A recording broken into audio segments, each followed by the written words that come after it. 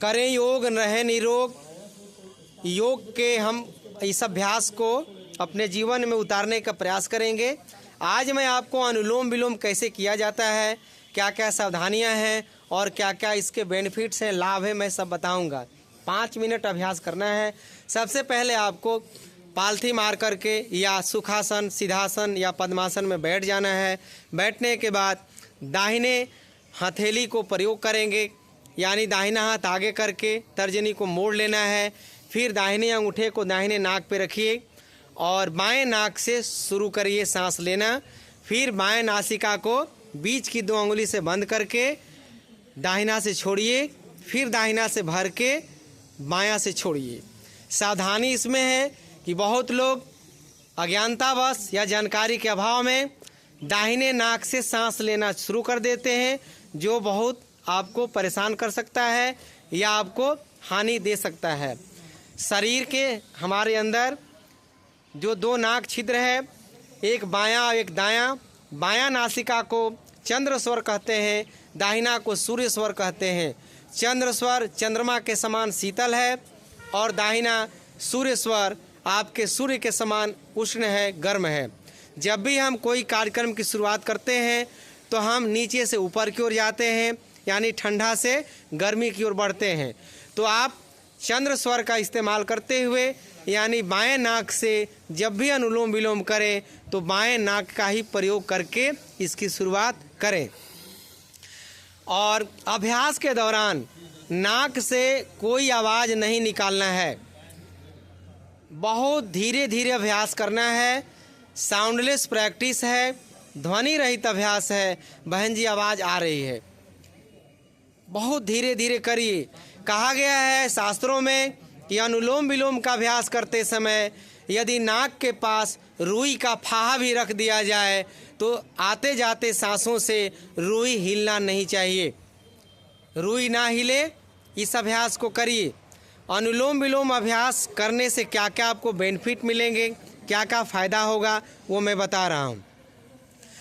अभ्यास करते समय आपको हमेशा सकारात्मक रहना है, हमेशा पॉजिटिव रहना है और आपके जीवन में आपके कंधों पर जो जिम्मेवारी मिली है वो क्या बढ़िया से हम उसका निर्वहन कर पा रहे हैं या नहीं कर पा रहे हैं, कहाँ कहाँ पर हमारे द्वारा गलतियाँ हो रही हैं, वो सारी चीज़ों को ध्यान में रखते हुए अभ्यास को करें।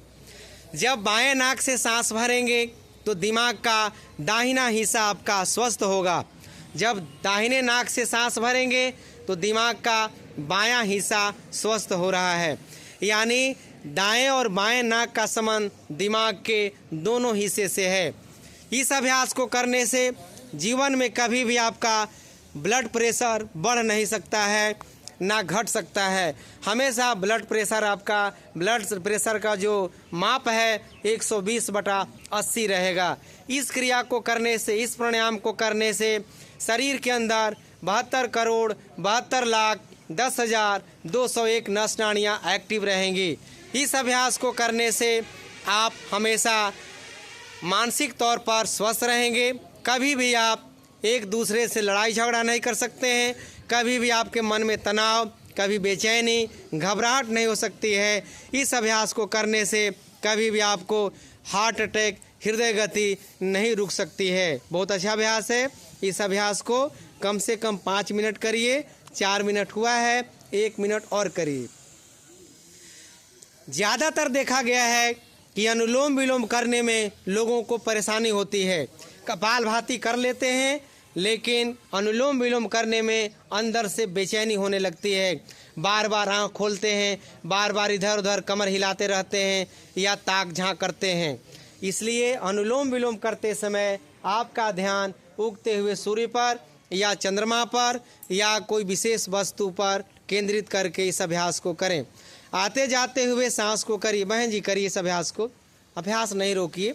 अभ्यास करेंगे तभी फायदा मिलेगा आपको, क्योंकि आप सभी लोग शिक्षक हैं और आप शिक्षक और आपके विद्यार्थी को दिमाग से ज़्यादा काम लेना है, क्योंकि हम लोग दिमाग का इस्तेमाल करते करते बीच में इरिटेट हो जाते हैं, हम लोग चिड़चिड़ा जाते हैं और ऐसा लगता है कि क्या कर रहे हैं क्या नहीं कर रहे हैं। इसलिए अनुलोम विलोम करिए, बहुत लाभ देगा आपको। जब इसका अभ्यास कुछ महीनों करेंगे तो एक अलग ही यात्रा आपको मिलेगी, जो यात्रा है अष्ट चक्रों के जागरण का, यानी मूलाधार, स्वादिष्ठान, मणिपुर, अनाहत, विशुद्धि, आज्ञा, मनश्चक्र और सहस्त्रार चक्रों की यात्रा शुरू होती है, जो आपके दिल और दिमाग को हमेशा, आपके चेतना को, आपकी बुद्धि को प्रखर रखेगा, हमेशा सकारात्मक रखेगा। और सांसों को लेते समय आपको एक बात को ध्यान रखना है कि आपके नासिका के इर्द गिर्द या आपके अगल बगल में जो शुभ शक्तियां हैं वो सब हमारे सांसों के साथ अंदर जा रहे हैं, और हमारे अंदर जो विकार हैं, टॉक्सिन्स हैं, वो सांसों के साथ धीरे धीरे बाहर निकल रहे हैं। ऐसा जब मनोभाव रखेंगे तो अंदर से आपका आंतरिक स्नान हो जाएगा। अंतर्मुखी होकर अभ्यास करें, बहिर्मुखी होकर अभ्यास नहीं करें। अभ्यास के दौरान बाहर की वस्तुओं को ध्यान नहीं लाना है। अंदर में कहा गया है कि सांस रूपी घोड़े पर सवार होकर नासिका रूपी मार्ग से आप हृदय में प्रवेश करें और वहां से रक्त में मिलकर शरीर के पूरे अंगों की यात्रा करिए। आंतरिक यात्रा यहाँ से शुरू होती है। तो आइए आज के इस अनुलोम विलोम सत्र को यहीं पर विराम करें। दोनों हाथों को ऊपर उठाइए, आपस में घर्षण करिए। ध्यान रखना है, प्राणायाम करने के बाद तुरंत आंख नहीं खोला जाता है। हथेली को रगड़िए और उस हथेली को रगड़ने से आपकी हथेली गर्म होंगे, और उस गर्माहट को, उस दिव्य ऊर्जा को, कॉस्मिक एनर्जी को अपने ललाट पर, आँखों पर, चेहरे पर स्पर्श करिए। फिर धीरे धीरे हथेली को आगे रखकर अपने दोनों आँखों को, जैसे कोई फूल अपने पंखुड़ियों को धीरे धीरे खोलता है, उसी प्रकार अपने आँखों को आराम आराम से 10-20 सेकेंड में खोलिए और अपने को एक अच्छे ऊर्जा के साथ, एक नई चेतना उमंग के साथ आज के दिवस की शुरुआत करें। धन्यवाद।